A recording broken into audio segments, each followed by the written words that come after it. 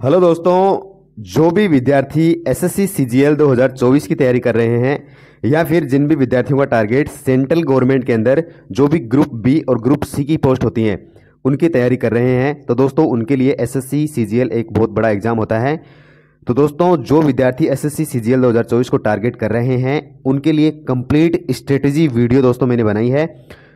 तो दोस्तों आप देख सकते हो कि जो भी विद्यार्थी जैसे सेंट्रल गवर्नमेंट के अंदर पोस्ट पाना चाहते हैं उनके लिए अगर आप देखोगे तो सेंट्रल गवर्नमेंट की कुछ पोस्ट होती हैं जो कि सबसे ज़्यादा डिजायरेबल पोस्ट होती हैं। जैसे आपको पता है कि डब्ल्यू की जो पोस्ट होती है ना, वो ग्रुप बी की गजेटेड पोस्ट होती है और 40 head and red grade pay आपकी पोस्ट होती है, यानी कि आपकी जो स्टार्टिंग पेमेंट उसके अंदर होती है वो 90,000 क्रॉस कर जाती है।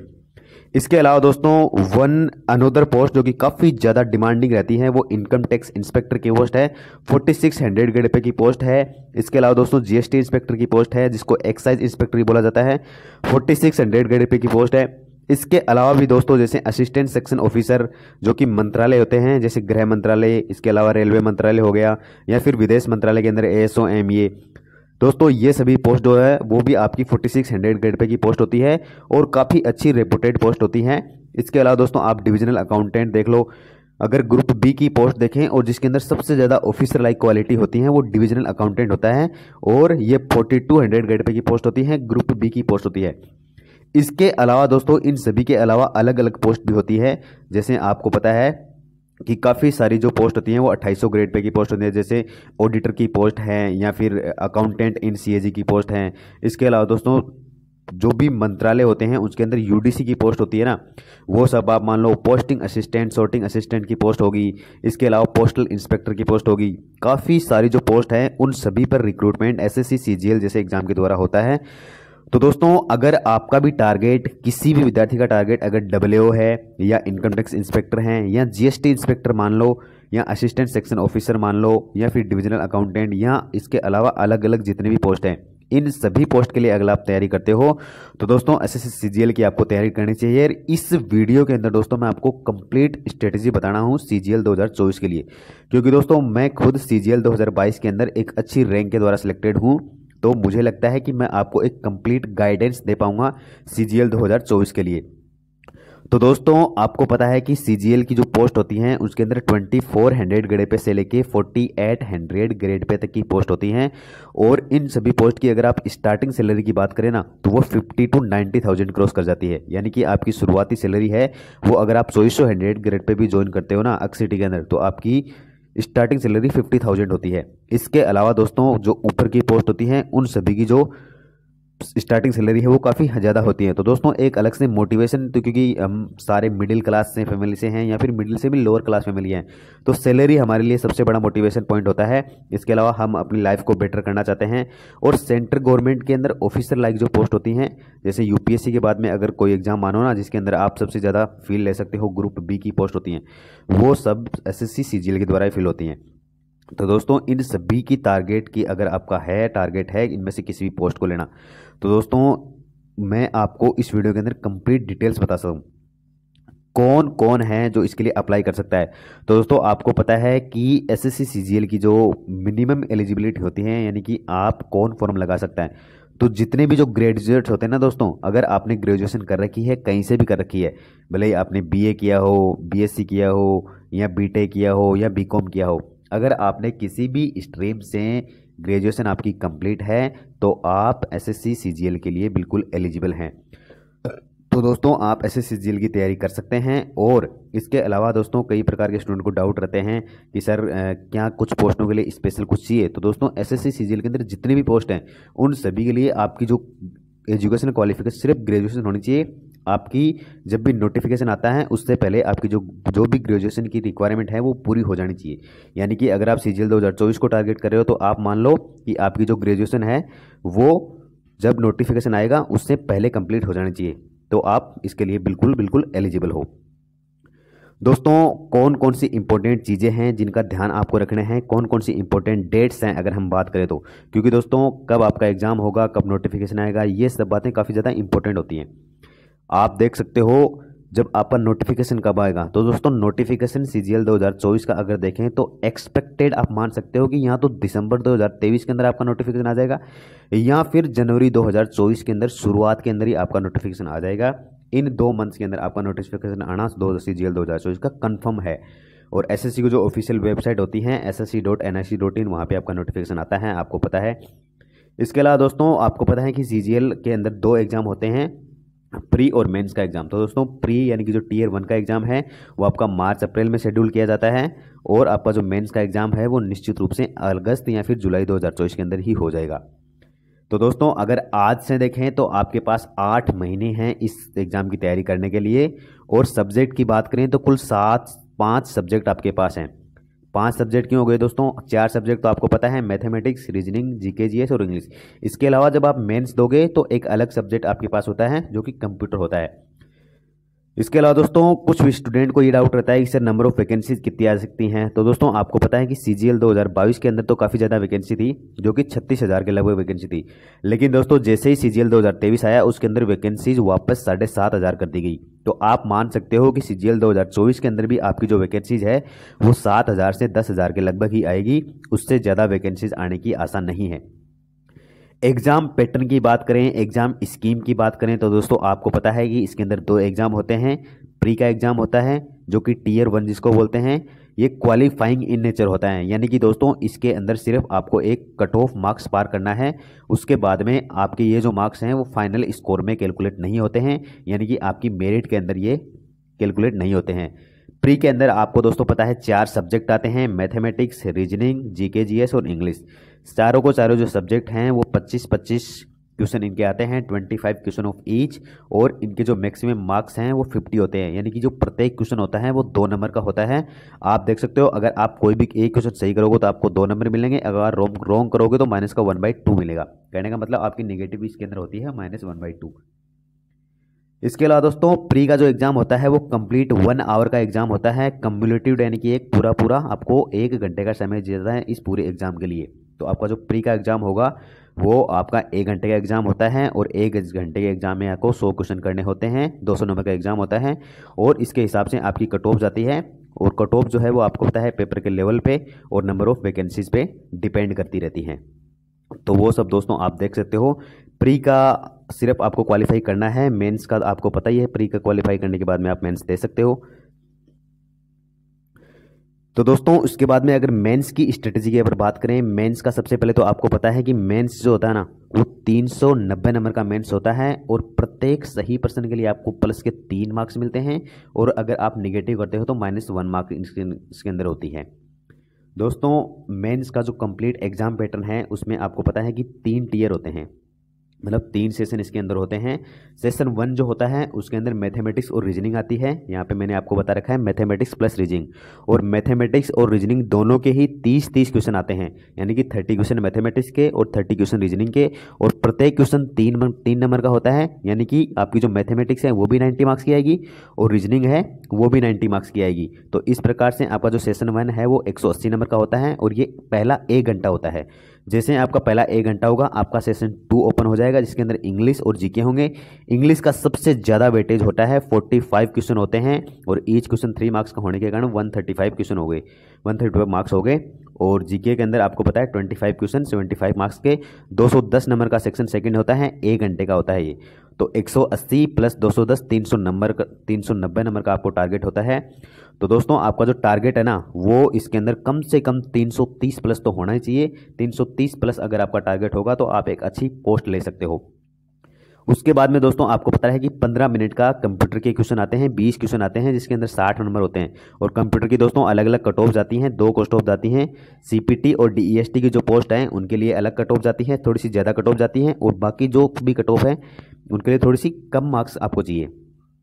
उसके बाद में दोस्तों आपको 1 से 1.5 घंटे का रेस्ट दिया जाता है, यानी कि ये शुरुआत के जो 2 घंटे 15 मिनट है ना वो आपके लगातार रहेंगे। उसके बाद में आपको रेस्ट दिया जाएगा, और रेस्ट के बाद में आपको जो है वो टाइपिंग करनी है। और टाइपिंग दोस्तों आपको पता है कि टाइपिंग 15 मिनट की होगी, और 2000 की स्ट्रोक्स आपको टाइप करने हैं, यानी कि एक रफली अगर आप देखो तो आपकी स्पीड 27 वर्ड पर मिनट इसके अंदर मानी जाती है।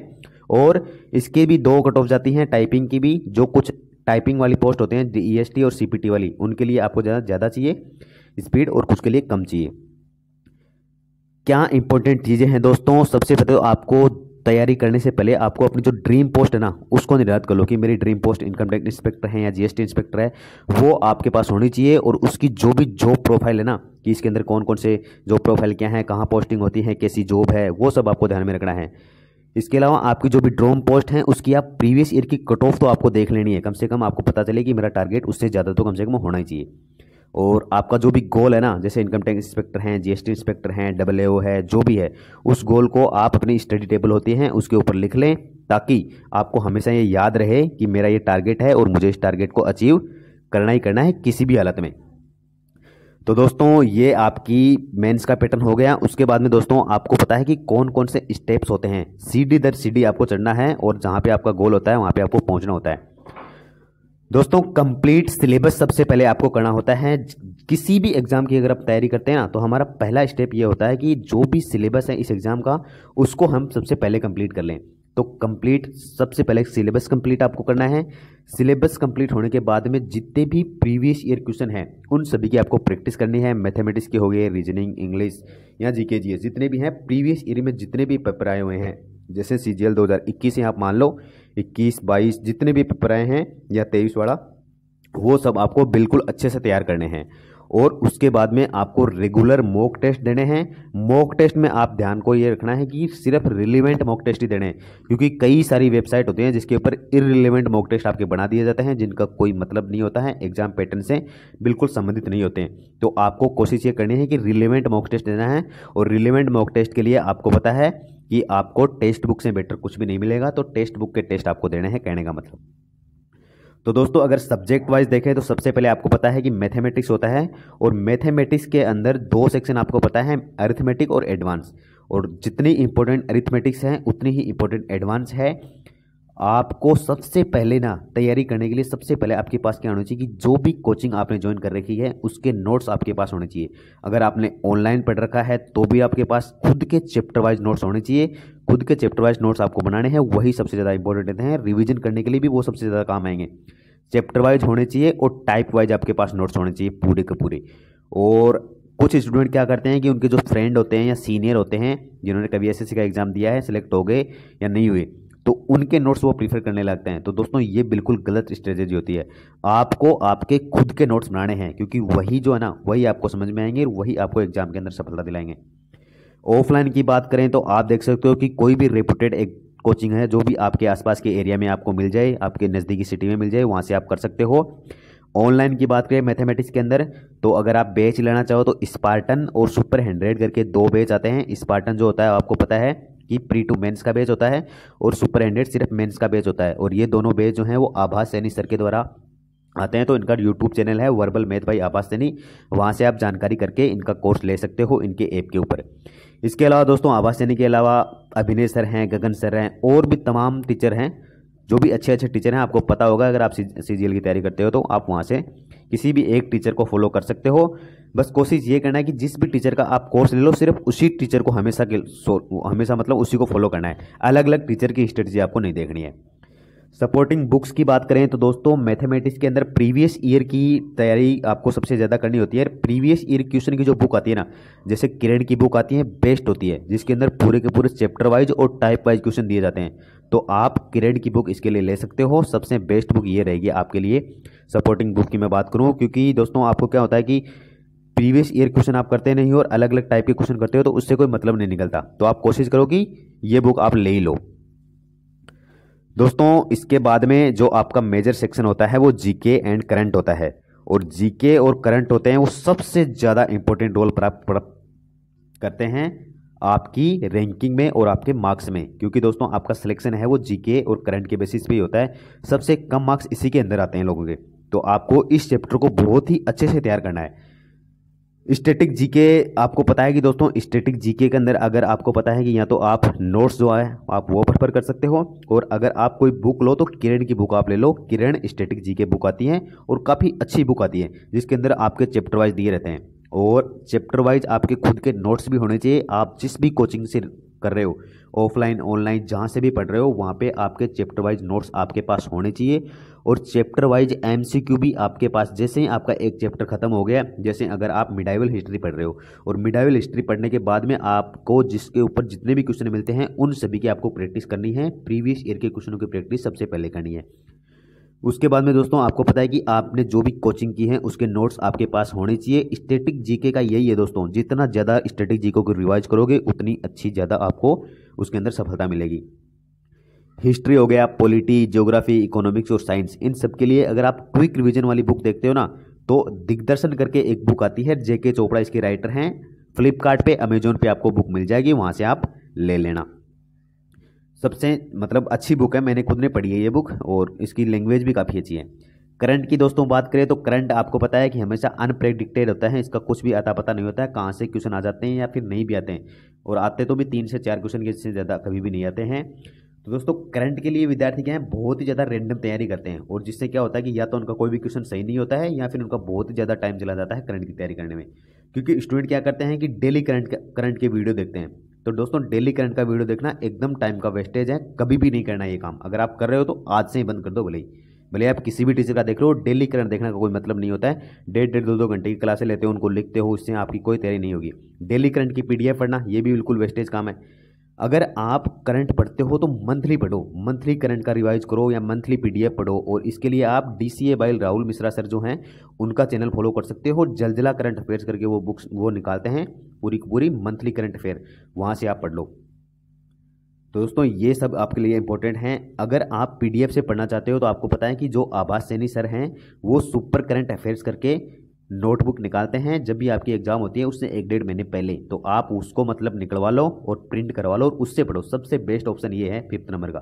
कहने का मतलब अगर पीडीएफ आपके पास ना, पीडीएफ से आप रिवाइज भी कर सकते हो जल्दी से और वो आपकी तैयारी में बेस्ट होती है। दोस्तों ये करंट की बात होगी, जीके की बात होगी। इसके अलावा दोस्तों रीजनिंग, तो दोस्तों अगर आप सीजीएल की तैयारी करते हो तो रीजनिंग इसके अंदर कोई बहुत ज़्यादा टफ आता नहीं है। तो सिर्फ आप प्रीवियस ईयर पे जितने भी पेपर है ना उन सभी को रिवाइज कर लो और आपके कुछ सेक्शन जो आपको जिसके अंदर प्रॉब्लम आती है ना उनके क्वेश्चन आप रिपीटेडली सोल्व करोगे तो रीजनिंग को आप कर ले जाओगे। रीजनिंग के अंदर बहुत ज़्यादा होता नहीं है, रीजनिंग के अंदर आराम से आप 25 में से 23-24 क्वेश्चन नॉर्मली बनाए लेते हो। 1-2 क्वेश्चन होता है जिसके अंदर आप फंसते हो, तो उसकी आपको प्रैक्टिस रेगुलर आप करोगे तो आराम से उसको भी कर ले जाओगे। तो दोस्तों इसके अलावा जीके का आपको पता है कि जीके मैंने बता ही दिया सारा का सारा। जीके के बाद में दोस्तों आपको पता है इंग्लिश एक और बड़ा सब्जेक्ट आता है मेंस के अंदर। तो इंग्लिश आपको पता है कि 135 मार्क्स की होती है, यानी कि 35 to 40% आपकी सिर्फ इंग्लिश ही आती है मेंस के अंदर। और दोस्तों मेंस की इंग्लिश की अगर बात करें तो दोस्तों मैं खुद इंग्लिश के अंदर टॉप स्कोरर रहा हूँ हमेशा, और एसएससी एमटीएस 2021 में सिलेक्टेड हूँ दोस्तों, आपको पता है। और उसके अंदर 50/50 मेरे मार्क्स थे और एसएससी सीएचएसएल 2021 के अंदर भी मेरे 50/50 मार्क्स थे प्री के अंदर। इसके अलावा दोस्तों सीजीएल 2022 के अंदर मेरा जो स्कोर था वो 119/135 नंबर था, यानी कि मेरे 41 क्वेश्चन आउट ऑफ 45 मेरे सही थे इसके अंदर।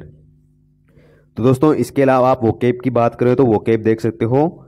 इंग्लिश के अंदर 3 ही सेक्शन होते हैं, एक तो वोकेब होता है, एक ग्रामर होता है और रीडिंग कॉम्प्रिहेंशन होता है। दोस्तों वोकेब के लिए आप देख सकते हो जितना भी टाइम आप लगाओ उसका 40% टाइम आपको वोकेब पे लगाना है। और वोकेब के लिए बुक आप ले सकते हो, या तो ब्लैक बुक ले सकते हो या नीतू मैम की बुक ले सकते हो। और प्रीवियस ईयर पेपर में जितनी भी वोकेब आई है ना उसको आपको डेली रिवाइज करना है। डेली आपको एक टारगेट बना लेना है कि मेरा डेली का इतना टारगेट है, इस टारगेट को मेरे को कंप्लीट करना ही है। जैसे आपको रोज के 50 वर्ड पढ़ने हैं, 100 वर्ड पढ़ने हैं, जितने भी पढ़ने हैं वहाँ पे डेली टारगेट बना लो, आपकी वोकेब आराम से कवर हो जाएगी। इसके अलावा दोस्तों ग्रामर है तो सीजीएल के ग्रामर बहुत ही नॉर्मल ग्रामर आती है, वो आप आराम से कर सकते हो और आपके जो भी कोचिंग के नोट्स हैं वहाँ से आप ग्रामर कर सकते हो। इसके अलावा अगर रूल्स की बात करें तो इंग्लिश के अंदर अगर रूल्स इसको याद नहीं है तो आप एक काम कर सकते हो, निमिषा बंसल जो मैम बैंकिंग में पढ़ाती है उनका एक वीडियो है 120 रूल्स ऑफ इंग्लिश, तो आप वो वीडियो पूरा देख सकते हो और उसको लिख सकते हो, आपकी पूरे के पूरे रूल्स वहाँ से रिवाइज हो जाएंगे। इसके अलावा जितने भी प्रीवियस ईयर पेपर हैं वो सारे के सारे एमबी बुक से या किसी अन्य बुक से प्रैक्टिस कर सकते हो। रीडिंग कॉम्प्रिहेंशन या फिर रीडिंग की बात करें दोस्तों, आपको पता है कि आपके जो PQRS होते हैं या क्लोज टेस्ट होते हैं वो सारे के सारे आपके रीडिंग पे बेस्ड होते हैं। यानी कि अगर आपको स्कोर अच्छा करना है तो आपका रीडिंग अच्छा है और 40% टाइम आपको रीडिंग के अंदर देना ही देना है। तो आप कोई भी इंग्लिश की मैगजीन ले लो या न्यूज़पेपर ले लो, वहाँ से आप इंग्लिश रोज़ पढ़ो। मतलब आपके पास न्यूज़पेपर आता है, इंग्लिश का अवेलेबल हो जाता है इजीली, तो वहाँ से पढ़ो। और डेली कम से कम 1 घंटे की रीडिंग तो आपको करनी ही है। शुरुआत करने के लिए आप ये कर सकते हो कि एनसीईआरटी की कोई भी जो बुक है ना, वो आप उठा लो। 6, 7, 8, 9, 10 किसी भी क्लास की एनसीईआरटी इंग्लिश मीडियम की बुक उठा लो, वहाँ से आप कर लो। सपोर्टिंग बुक की बात करें दोस्तों, मैंने वोकेब के लिए आपको बताया है, नीतू मैम की बुक ले सकते हो या ब्लैक बुक ले सकते हो, दोनों में से कोई भी एक बुक ले लेना। और प्रैक्टिस करने के लिए आपको मेंस के लिए या फिर जितने भी सारा का सारा एक कंबाइंड प्रैक्टिस अगर इंग्लिश की आपको करनी है तो वहाँ के इसके लिए आप किरण की पीवाईक्यू की बुक ले सकते हो। इसके अलावा एमबी पब्लिकेशन की भी जो प्रीवियस ईयर की बुक आती है वो भी काफ़ी बेस्ट आती है, वो भी आप ले सकते हो। तो वहाँ से आप इंग्लिश की प्रैक्टिस कर सकते हो। दोस्तों इंग्लिश की प्रैक्टिस सबसे ज़्यादा इंपॉर्टेंट है। इंग्लिश को जितना ज़्यादा पढ़ोगे उतने ज़्यादा आपके मार्क्स आएंगे, और इंग्लिश के अंदर जितना आप टाइम लगाओगे ना उसी हिसाब से आपका स्कोर बढ़ जाता है। मैंने खुद ने ये महसूस किया है कि मैं खुद हिंदी मीडियम से हूँ और मैंने खुद ने ना बहुत ही अच्छा स्कोर किया है इंग्लिश के अंदर। मतलब मैं आपको बता रहा हूँ ना, MTS 2021 में मेरे पूरे मार्क्स थे, CHSL में पूरे मार्क्स थे, CGL के अंदर अभी जो CGL 2022 जिसमें मैं सिलेक्टेड हूँ उसके अंदर मेरे 41 क्वेश्चन आउट ऑफ 45 सही थे, और 1-2 क्वेश्चन मेरा गलत हो गया था, 1-2 मैंने छोड़ दिया था। कहने का मतलब काफ़ी अच्छा आप इसके अंदर कर सकते हो अगर इंग्लिश की बात करें तो। सिर्फ प्रैक्टिस पे आपको ध्यान देना है। तो दोस्तों आपके सब्जेक्ट चारों हो गए। उसके बाद में आपको पता है कि दोस्तों आपका जो कंप्यूटर का जो सब्जेक्ट आता है ना, वो मेंस के लिए आपका कंप्यूटर होता है, और मेंस में आपका जो कंप्यूटर है वो आपको पता है कि 20 क्वेश्चन आते हैं, 60 मार्क्स का कंप्यूटर आता है, और वहाँ से आप कर सकते हो। प्री के बाद में आपको कंप्यूटर की तैयारी शुरू करनी है। पहले कभी भी प्री की तैयारी मतलब प्री से पहले आपको कंप्यूटर नहीं पढ़ना है, क्योंकि कंप्यूटर आपका आएगा ही मेंस में, तो प्री में आपको पढ़ने से कोई फायदा नहीं होगा। तो जो RBE चैनल है, RBE revolution bye education, Shubham Jain sir का, वहाँ पे एक मैडम है राधिका मैम, तो उन्होंने 10-12 क्लास कंप्यूटर की पढ़ाई हुई है बेसिक से लेकर, वो सारा आप पढ़ सकते हो वहाँ से अगर आप वीडियो से पढ़ना चाहते हो तो। और अगर आप बुक लेना चाहते हो तो किरण की एक बुक आती है, उसके अंदर चैप्टर वाइज कंप्यूटर को पूरा का पूरा अच्छे से पढ़ाया हुआ है, तो आप वो बुक भी ले सकते हो। PDF की बात करें तो दोस्तों PDF आपको पता है कि प्रीवियस ईयर की जो PDF है ना वो आप ले सकते हो। टाइपिंग आपको पता है दोस्तों 27 वर्ड पर मिनट की आपको टाइपिंग चाहिए, और 27 वर्ड पर मिनट की टाइपिंग जो है वो आप प्री के बाद में भी कर सकते हो। तो आप क्या है कि डेली प्रैक्टिस करना शुरू कर दो, जैसे भी आपकी टाइपिंग मतलब आ जाए ना, उसके बाद में आप टाइपिंग मतलब जैसे ही आपका प्री क्वालिफाई हो जाए तो उसके बाद में अगले दिन आप धीरे धीरे डेली 30 मिनट या 45 मिनट जितना भी आपसे हो सके आप प्रैक्टिस करो। क्योंकि टाइपिंग एक ऐसा सब्जेक्ट है जिसके अंदर मतलब एक ऐसा सेक्शन है जिसके अंदर आप प्रैक्टिस करोगे ना तो आपकी टाइपिंग ऑटोमेटिक इंक्रीज हो जाएगी। और आप कोशिश ये करना है कि जब भी आप टाइपिंग करो ना, तो कुछ स्टूडेंट क्या करते हैं कि कीबोर्ड के अंदर देख देख के टाइपिंग करते हैं, तो ऐसे आपको कभी भी नहीं करना है। मैं खुद दोस्तों शुरुआत के अंदर ऐसे देख देख के टाइपिंग करता है, लेकिन बाद में मेरे किसी सीनियर ने दोस्त ने सजेस्ट किया कि ऐसे टाइपिंग करने से आपकी टाइपिंग है ना वो अच्छी नहीं हो पाएगी, और बाद में जाके आपको मेंस के मतलब वहाँ पे फिर स्ट्रेस होगा, ये सब होगा। तो इससे अच्छा है कि आप बिना देखे प्रैक्टिस करो। शुरुआत में भले आपकी स्पीड कितनी भी आई, भले शुरुआत में आपकी स्पीड 5 की 10 की वर्ड पर मिनट की जितनी भी आए, वो आपको उसमें से ध्यान नहीं देना है। आपको अपनी कीज है ना उन पर अपने मतलब आपका हाथ दोनों हाथ जम जाने चाहिए, और उसके बाद में आपकी स्पीड है वो अपने आप इंक्रीज हो जाएगी। तो टाइपिंग के अंदर स्पेशली ध्यान रखना है दोस्तों। CGL 2022 के अंदर मैंने बहुत स्टूडेंट ऐसे देखे हैं जिनके मार्क्स थे ना वो 330 प्लस थे, लेकिन फिर भी वो अच्छा नहीं कर पाई। तो आप इस चीज़ पे बिल्कुल ध्यान देना दोस्तों। इसके बाद में अगर हम मॉक्स की बात करें तो मॉक्स दोस्तों सबसे ज़्यादा इंपॉर्टेंट जो होते हैं ना वो मॉक्स ही होते हैं, क्योंकि मॉक्स आप नहीं दोगे ना तो आपका तैयारी का कोई भी मतलब नहीं है, आपको रिजल्ट मिलेगा नहीं बिल्कुल भी अगर आप मॉक्स नहीं दोगे तो, क्योंकि मॉक्स है ना वो सबसे ज़्यादा इंपॉर्टेंट होते हैं। तो वीकली मॉक्स है ना दोस्तों, आपको जब आप तैयारी शुरू करते हो, जैसे आज से आप शुरू करना हो ना, तो आप वीकली मॉक्स तो अभी से देना शुरू कर दो। जैसे आपका संडे सैटरडे आता है तो आप वीकली मॉक्स दो, और वीकली मॉक के लिए सबसे बेस्ट ओली बोर्ड है। तो ओली बोर्ड के वीकली मॉक हर वीक पे वो मतलब मॉक टेस्ट डालते हैं, तो वहाँ पे आप वीकली मॉक्स दो, हर वीक में दो। तो ये तो आप शुरुआत से डे 1 से ही कर सकते हो। उसके बाद में दोस्तों डेली मॉक्स की बात है, तो जैसे ही आपका एक बार सिलेबस कंप्लीट हो जाए, चारों सब्जेक्ट का 5 सब्जेक्ट का सिलेबस कंप्लीट होने के बाद में आपको डेली बेसिस पे मॉक लगाने हैं। रोज का एक मॉक आप लगा लो कि सुबह शाम जब भी मेरे को एक मॉक टेस्ट वो तो देना ही है। प्री का 2 या मेंस का 2 जैसा भी है, प्री के टाइम पे प्री का 2 और मेंस के टाइम में मेंस का करने का मतलब, तो आपको मॉक टेस्ट डेली एक लगाना ही लगाना है आपका एक बार सिलेबस हो जाए उसके बाद में। सेक्शनल मॉक्स की दोस्तों बात करें तो जैसे ही आपका जैसे कोई भी चैप्टर आप पढ़ रहे हो हिस्ट्री के अंदर या मैथमेटिक्स के अंदर कोई भी पढ़ रहे हो, तो आप जैसे भी एक चैप्टर आपने पढ़ा उसी चैप्टर का जो भी सेक्शनल टेस्ट वहाँ पे अवेलेबल है टेक्स्ट बुक के कहीं पे भी, तो वहाँ से आप सेक्शनल मॉक्स लगाओ। ये आपकी प्रैक्टिस होनी चाहिए। और प्रीवियस ईयर के जितने भी पेपर है ना, सबसे पहले उनके मॉक्स आपको लगाने हैं, क्योंकि नए नए मॉक्स लगाने से पहले है आप प्रीवियस ईयर के मॉक्स लगाओ। और प्रीवियस मॉक्स जो है आपको, जो भी आपका एग्जाम हो, जैसे प्री का एग्जाम, तो प्री से 2 महीने पहले ही आपको शुरू कर देने हैं मॉक्स लगाने। क्योंकि 2 महीने, क्योंकि कम से कम आपको पता है कि अगर आप CGL 2024 को टारगेट कर रहे हो तो 21, 22 और 23 3 साल के आपको मॉक्स लगाने हैं। इनमें जितने भी शिफ्ट हुई हैं, जितने भी पेपर हुए हैं, उन सभी पेपरों को आपको अपने मॉक्स के अंदर लगाना है। और प्रीवियस ईयर पेपर सबसे ज़्यादा इंपॉर्टेंट होते हैं, सबसे ज़्यादा रिपीटेड क्वेश्चन इसके अंदर होते हैं। आपको पता है कितने मॉक्स दें, तो दोस्तों इसमें अंदर कोई गाइडलाइन नहीं है कि आप 100 मॉक्स दो, 50 मॉक्स दो। कुछ ऐसे स्टूडेंट जो 50 मॉक्स दे के भी बहुत अच्छा कर लेते हैं, और कुछ ऐसे होते हैं 200 मॉक्स दे के भी अच्छा नंबर नहीं आते हैं।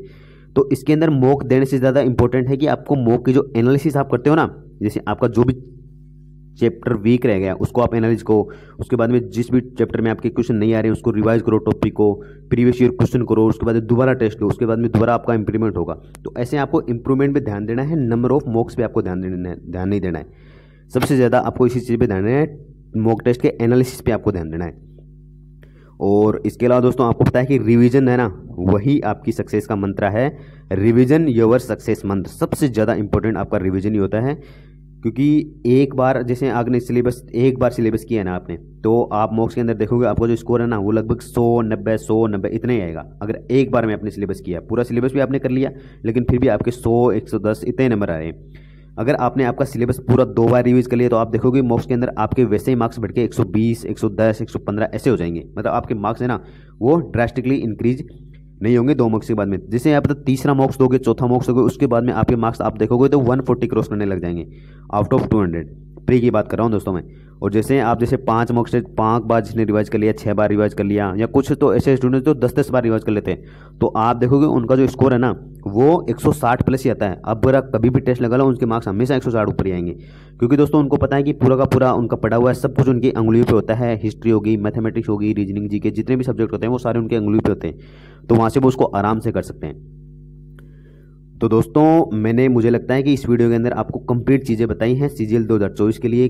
सिलेबस आपको कैसे करना है, कैसे मॉक्स देने हैं, कैसे प्रैक्टिस करनी है, कैसे आपको कंप्यूटर है या फिर टाइपिंग है, कोर्स कब आपको शुरू करने हैं, कब आपको नहीं करने हैं, किस टाइम पे कौन से टेस्ट देने हैं, डेली मॉक्स कब लगाना है, वीकली मॉक्स कब लगाने हैं। और दोस्तों यही जो चीज़ें हैं ना, वो आपकी एक्चुअली एग्जाम में काम आती हैं दोस्तों। तो दोस्तों इस वीडियो के अंदर इतना ही। Thank you, all the best. Thank you दोस्तों।